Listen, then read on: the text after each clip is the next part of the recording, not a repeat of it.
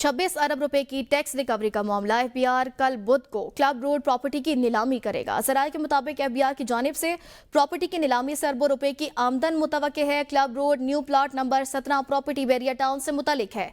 FBR 4 सितंबर को 10 गाड़ियों की नीलामी से 1 करोड़ के लगभग रकम वसूल कर चुका है। जराये का यह भी दावा है कि बहरिया टाउन के एक्साइज रिकॉर्ड के मुताबिक 500 से ज्यादा गाड़ियां हैं। इस हवाले से आपको बताएं कि एक्साइज रिकॉर्ड के मुताबिक बहरिया टाउन के पास 500 से ज्यादा गाड़ियां हैं। मजीद तफसीलात जानेंगे ब्यूरो चीफ इस्लामाबाद जमान मुगल से। जमान बताएगा, प्लॉट बेचने का फैसला किया गया है।